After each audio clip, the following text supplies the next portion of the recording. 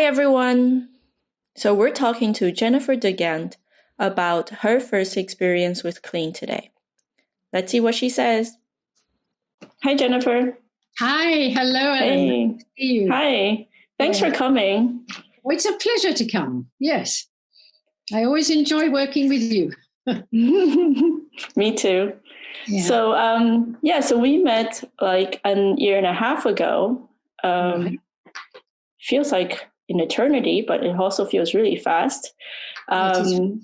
Yes. So I'm really grateful for all the support and all the help you've given me through this past year and a half. What I know about you is that you're a coach, you're a therapist, you're a transplanted person who came to France 40 years ago. And you're still here. So thank you for that. And you've been teaching a lot about clean language. We all know that David Grove, when he came to France, he worked in your house in Normandy. Today he's not there, but you continue the work. You continue to teach others about clean language through many different formats. So all that, it's so exciting. I'm very happy with everything that I've learned, and I feel like as a person, I grew a lot. That's nice. Yes. So do you want to add anything else to your introduction? Do you want to share other things people should know about you? Well, I did come from being an NLP trainer, and NLP is very useful. But most people in clean who, Penny, James, even David, we all came through NLP, and then we went on to something which we felt was what we wanted to do, which wasn't being done by NLP. So I think that's important to say. But it's a very good grounding, is NLP. So put that one in. And of course, and also therapeutically, I'm a Jungian de base.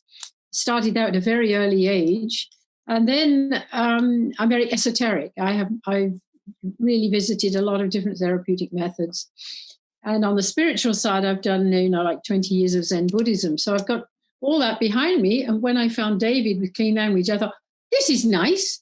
This all fits.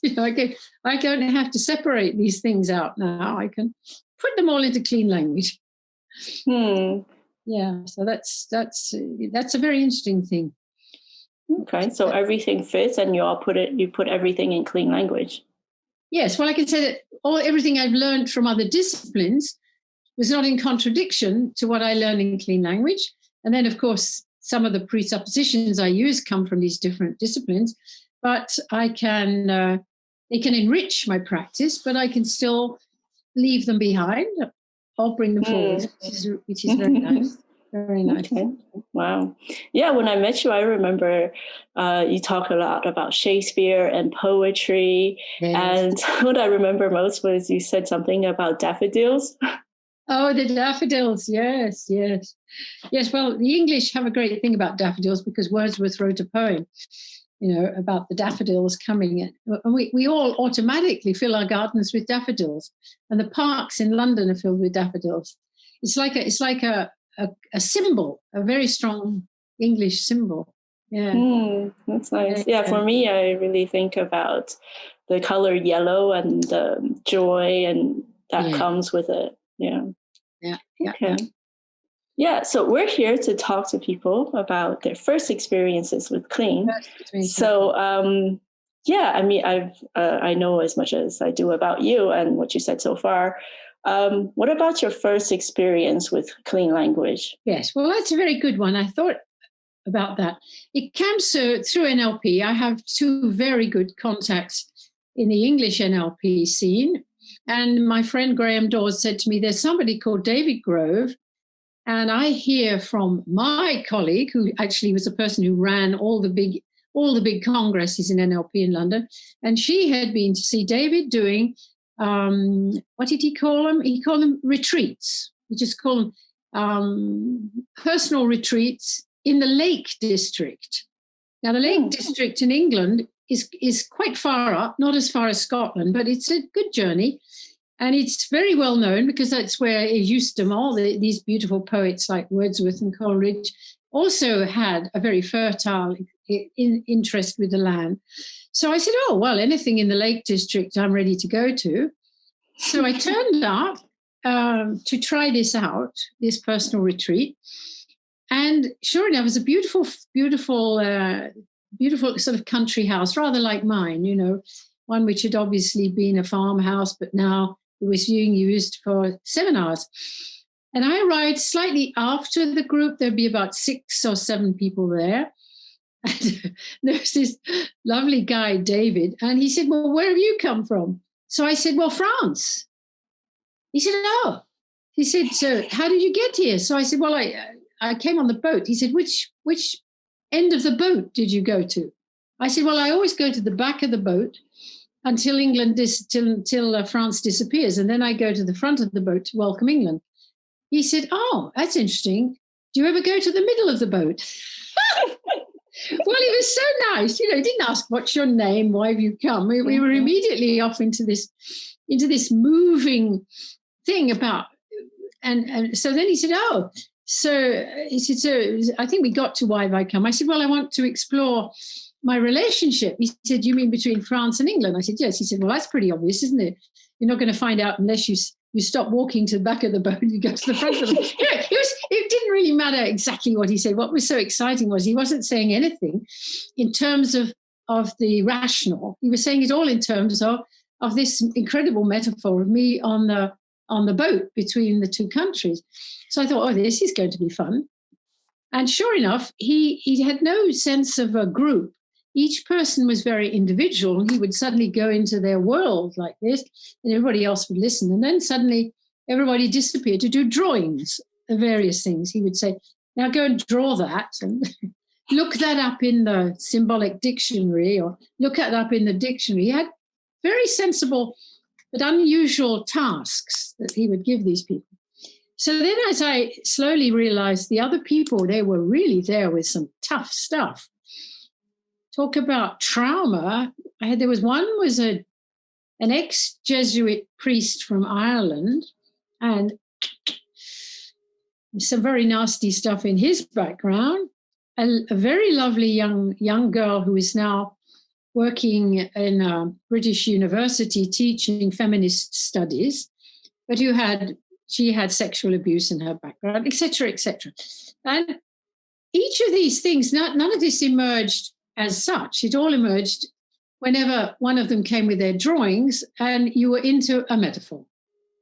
So the first thing I learned about David was that he was taking everybody into this imaginative space from which they could see things differently. Because when you say your metaphor is, for example, that the girl who getting over her sexual abuse, she used to see David once a year whenever he came, but she never saw anybody in between. And when he came in the door, he'd remember exactly where she was at with her metaphor. Mm. So, and I remember she was quite far on, and he said, well, he'd got her in sort of in a regression, and he said, so what kind of resource do you need there for this child? She said, I don't have any Wellington boots. Well, Wellington boots in English, Wellington was the general who defeated Napoleon.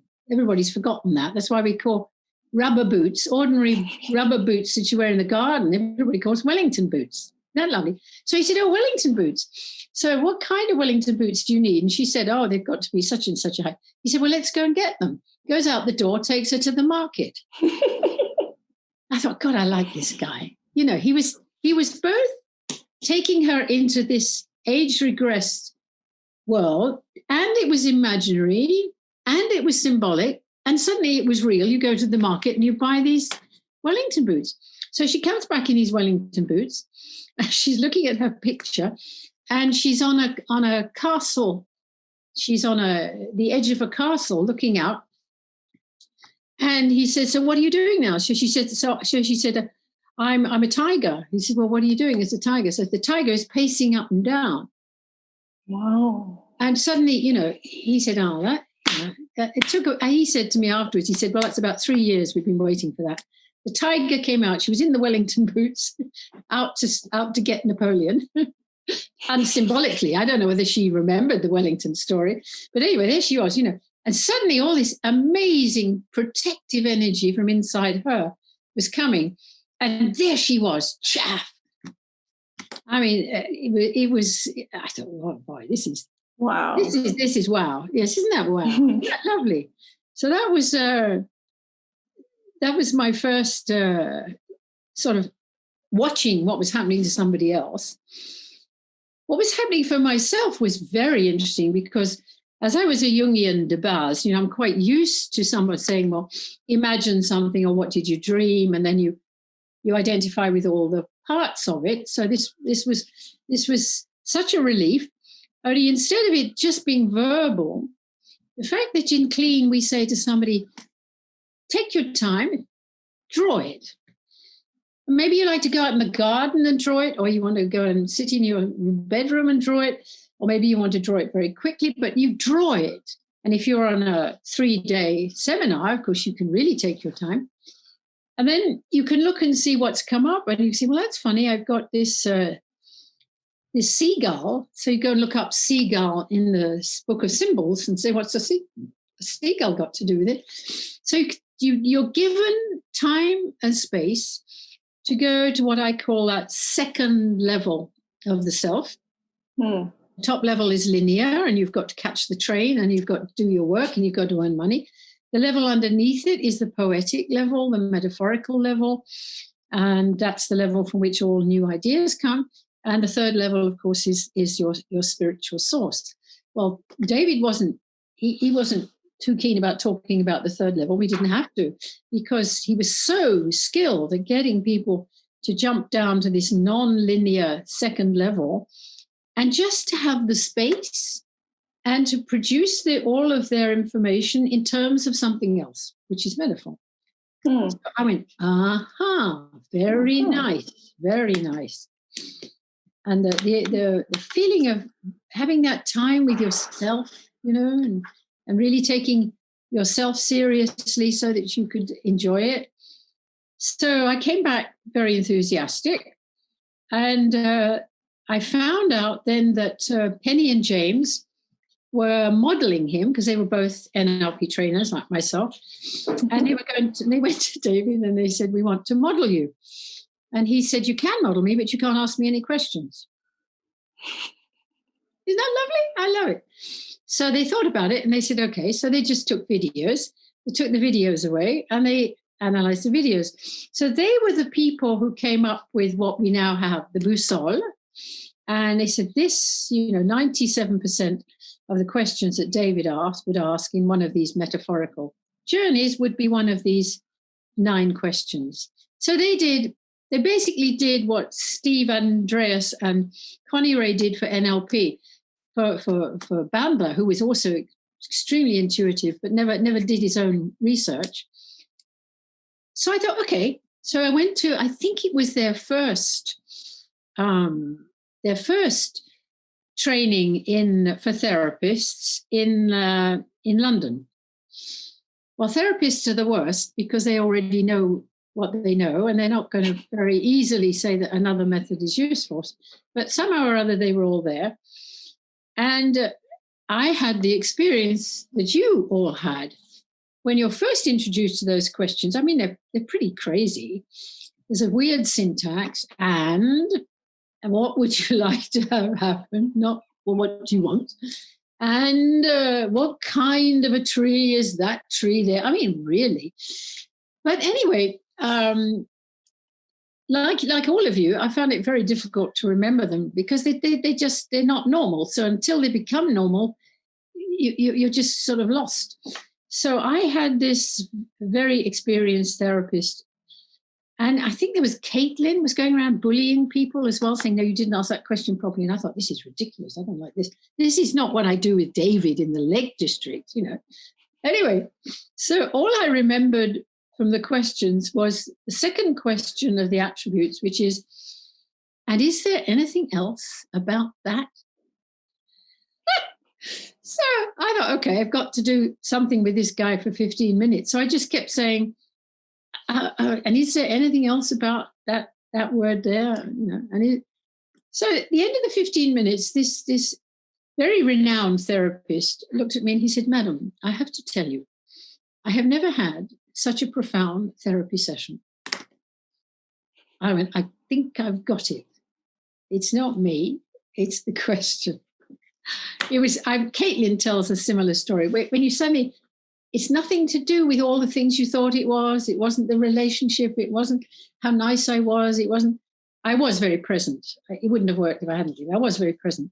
But basically, it was the presence, alert, and one simple question to the right words, the last words, best way to start. And of course, he went into the same space, even in London for 15 minutes, that I'd gone into for 3 days in the Lake District. And then I got it. Oh my God, it's the question. And that facilitator who's not interfering with you, and he's just saying, just look, have a look there, have a look there. I thought, wow. So that, then of course I became very, very keen on it. And I said to Penny and James, we have to take this to France. So the first thing I did to bring it to France was in the year 2000, when the NLP community had a big congress. So I said, okay, well, I would like to introduce clean language. So we do this, and they do a nice presentation, but then they were going to do a demonstration. And unfortunately, they chose the wife of a very close colleague of mine who thinks that I'm marvelous.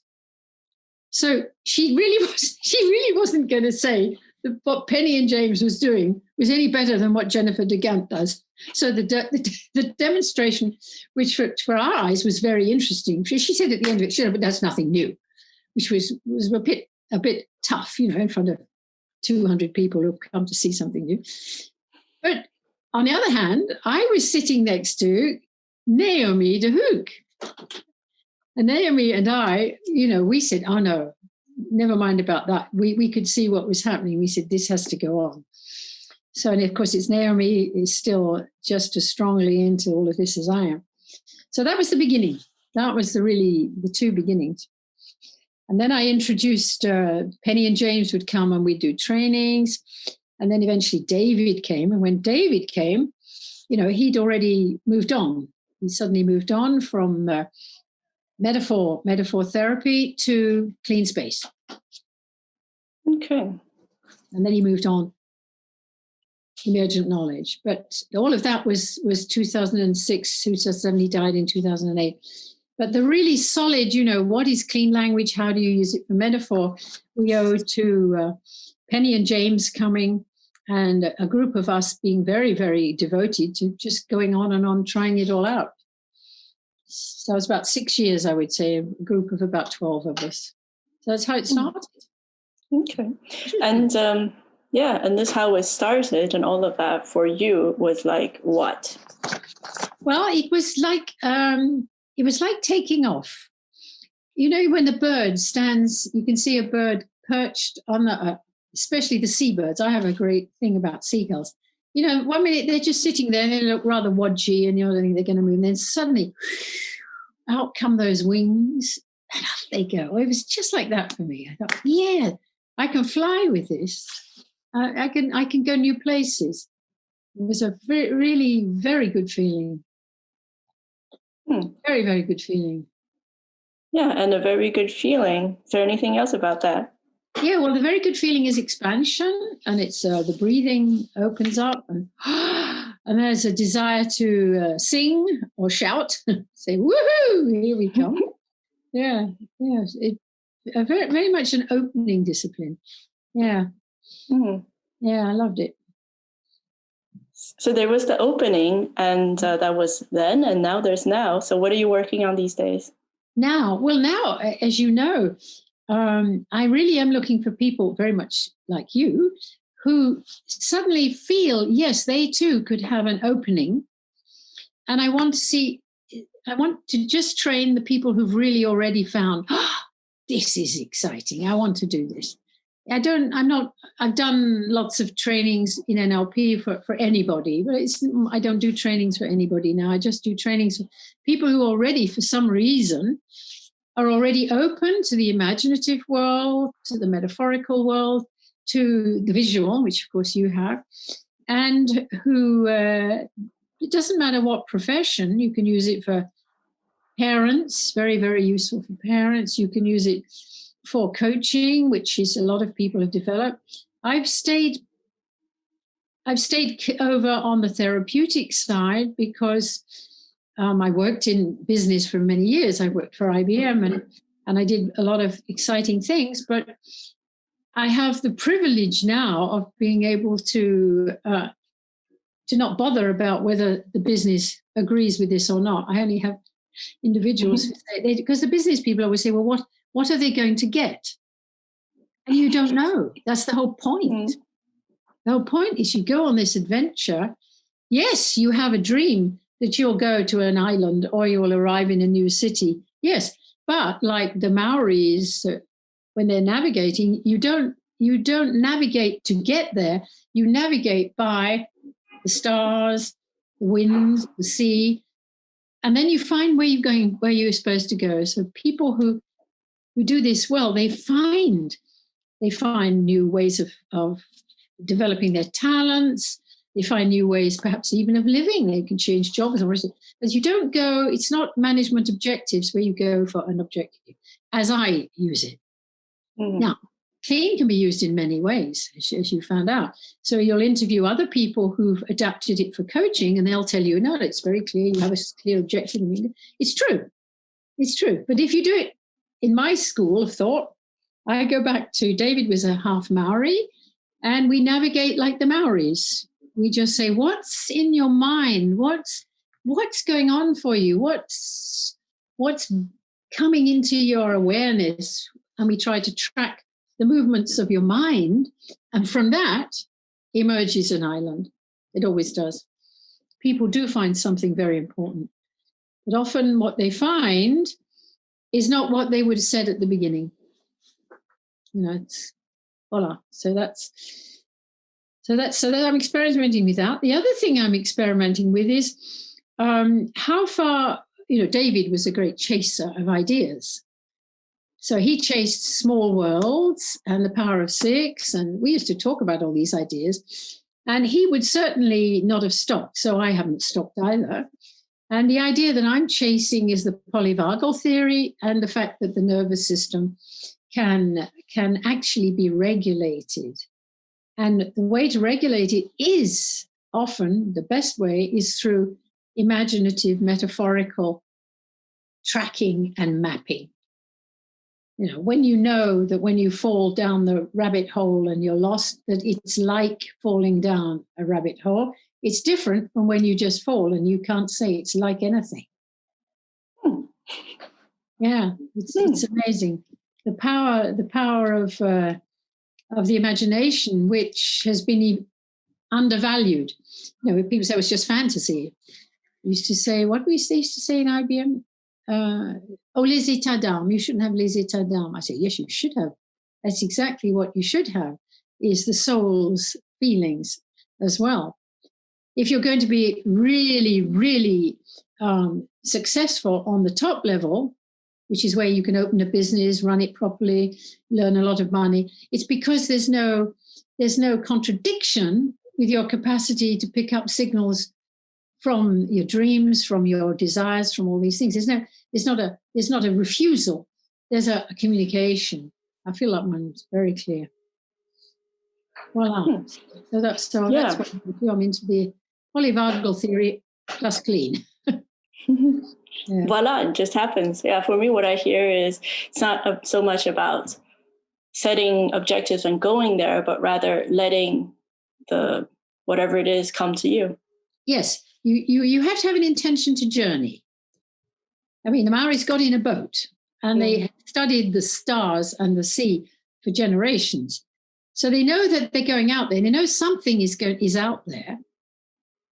But how that something comes to them is not through the way with the instruments and the compass and the thing, but through their sensitivity to the wind, the waves, the stars. And then, interestingly, apparently in the Pacific, in the 17th century, they found more islands than the British, who were doing it with measurements.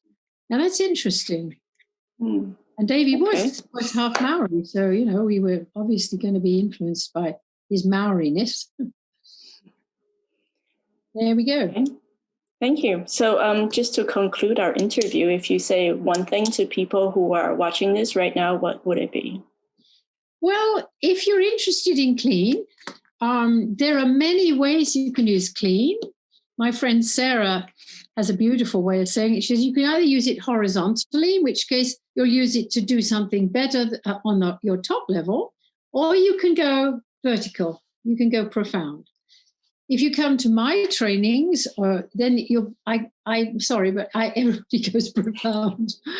But there are many trainings where you don't necessarily have to go as far as you go with me, and you can find all sorts of extremely useful ways to use this. So if you're interested in clean, go to the site, Clean Language France, which is wonderful that it exists now, and find out what all these different people are doing with David Grove's marvelous discovery of clean language, clean space, and emergent knowledge. There we are. Yay! There we are. Enjoy. Enjoy. Exactly. Thank you. All right, dear. Thank you. All right. Cool. Up.